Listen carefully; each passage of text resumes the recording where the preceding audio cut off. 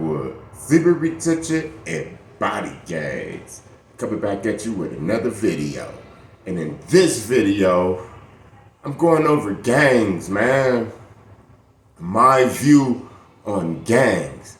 Semen retention allow you to see the truth. You hear what I'm saying? At first, I used to think that gangs, you know, that was the thing to be. You grow up to be a gangbanger. Your rite of passage is the county jail. You're supposed to go to camp. You're supposed to go to juvenile hall, camp, CYA, county jail, in the pen, and then you're a man. You hear what I'm saying? That's the program that I was raised up under. You hear what I'm saying? But I see that that's a program. Now that I'm on semen retention, I see that gangs is a program of fear, anger, arrested development, and it don't make no damn sense. It don't make no sense for a dude to come to me, and I'm minding my own business, or anybody, especially ones that's minding their own business, and ask me where I'm from. But yet the police officer that just killed a guy from their neighborhood, he get to roll around the street, man. Nobody never go to Malibu and ask them where they from. It's a program of oppression. That's what it is, man. You hear what I'm saying? Now let me talk about the Mexicans real quick, because I was born and raised around it. Everybody like, the Mexicans don't like the blacks, they racist up in LA. Yeah. And we started it. We started it back up in the late 80s and the 90s, the early 90s, before 1994. Man, blacks used to rob them, used to rob the corn lady, used to rob the little ice cream man. These people was like 50 years old, 65 years old. These was the Mexicans that you see now, that's on the blacks and that's racist. These was their grandmamas and their uncles and stuff, and their uncles and their grandmamas came back to them with no money. I didn't realize the hurt and the pain that we was putting on our brothers. And then in 1994, it all changed, man. I remember I was up in juvenile hall, Los Padrinos, G unit. The unit really was G unit. You know, they had A, B, C, D, E, F, G, H. So I was on the G side. I was in G unit. And I remember my Mexican roommate. He was from La Puente. We was real young. We was kids. He was like, yeah, they just put a green light out. In 1994, I was like, what's the green light? And he started talking about how the Mexicans is coming together, and any Mexican that do a drive-by or anything like that is gonna get green lighted, they whole neighborhood. And I'm just hearing it and stuff. But sure enough, they put out a green light, and at this time, around 94, is when the Mexicans started becoming the Mexicans that you see today. But before that, the blacks had the dope, the blacks had the streets, the blacks had the businesses in LA and all of that. But we cursed ourselves. You listen to me? We cursed ourselves by being racist to the Mexicans. It was a time that the Mexicans was humble and all they wanted to do was work. And they wasn't trying to take over or nothing. They was just regular people. And we started that, man. And if you're from LA and you was around at that time, you gonna agree with me, right? We started that, man. They didn't just start that like that. We did. So the gangbanging, right?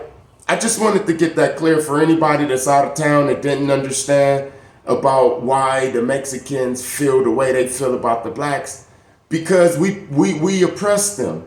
We oppressed them for like 15 years. When they were in small numbers, before they start getting all the big jobs and all that, they'd be like in station wagons and stuff with like 7 of them, big families, you know what I'm saying? Not flashy or anything. A lot of them joined the church and stuff, Jehovah's Witnesses and different things like that, and we harassed them. You hear me? This gangbanging is such a messed up program that we kill the same people that we went to school with. The neighborhoods are so close together, like Watts is really damn near all family in some way. The Nickersons and the Imperial Courts got so much family up in it. I'm driving down this street called Central, and I'm by the Nickersons, and it's this guy that's out on the sidewalk by the Nickersons, and he looked just like my father. I didn't even question it. I was like, yeah, he might be my uncle. But yet we kill each other, but nobody go to Rancho Cucamonga. You hear what I'm saying? I don't understand. When I was young and I was growing up and I was hanging out, I didn't understand how 2 police officers can roll up to 7 gangsters and they all like submit. That's why I don't believe in alpha, beta, sigma. The Most High is the alpha and the omega, and everything under that is his beta, if you want to look at it like that. You hear what I'm saying?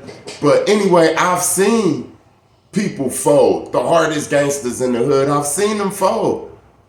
You hear what I'm saying? Another thing that I noticed, that when the gang get real big, a lot of these gangs, when they get real big and they don't have no more enemies because their enemies is either dead or in jail or they took over the hood, a lot of these gangs start getting what I call a cannibal demon, to where they start killing each other. They start eating each other, robbing each other. It's all throughout the neighborhoods, man. So many gangbangers got killed by their own homeboys. You hear what I'm saying? Gangbanging is a code. You got to get courted in. That's like harassing. Hazing. You got to get hazed in. You hear what I'm saying? Then you get an alter ego. That's your nickname. Baby Rat, Baby Insane, Baby, you know what I'm saying? Baby Half Dead, or whatever you get. An alternate personality, or whatever you want to call that shit. You hear what I'm saying? One night, I seen that demon. Me and my moms, we seen the gangbanger demon. Gangbanging is a demon. And my mom's had a lot of cats that used to come in and out of her yard and different things. She used to feed some, and you know how they wasn't her cats, but they used to, like, her yard was like they used to pass through her yard to get to other places, right? So one of the cats had kittens, and we got used to those little kittens. We liked those kittens. And at this time, I was trying to figure out what's up with all this gangbanging, right? So I'm meditating and I'm asking God, but for probably 2 weeks. And one night, I'm asleep. It's like about 1 a.m. And I just hear a lot of like running and the trash cans just moving and stuff like that. A lot of commotion outside. And I looked out the window, and my mom's was looking out of her window. We look out the window at the backyard, and there was these 4 dogs, and they was going around the yard, and they was killing the cats, and they was just like, they got a cat, and then one got this side and one got that side, and they ripped it.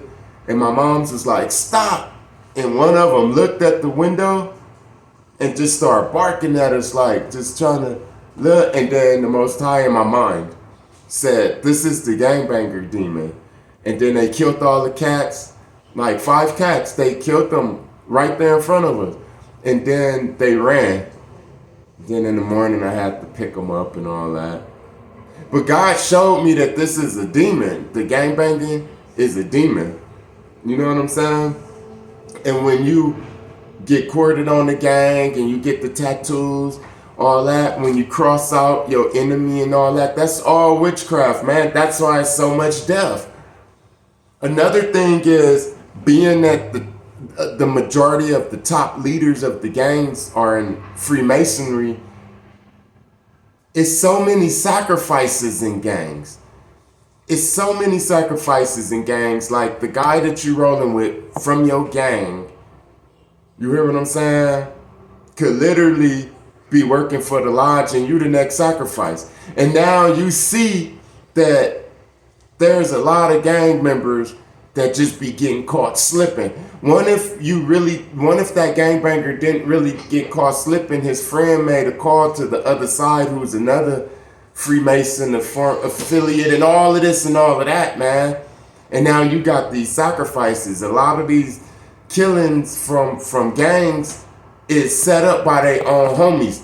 Wormwood, semen retention, and body gangs. Yeah, man. I don't do the gangs. The gangs is witchcraft. If it was up to me, I could stop gangbanging. Not gangbanging, don't get me wrong. It was created to be good, like all things. It's like a branch off the Black Panther to protect the neighborhood from the white dudes that was coming from Southgate and Linwood and all of that. I understand that. But the gangbanging of today is demonic. You hear what I'm saying?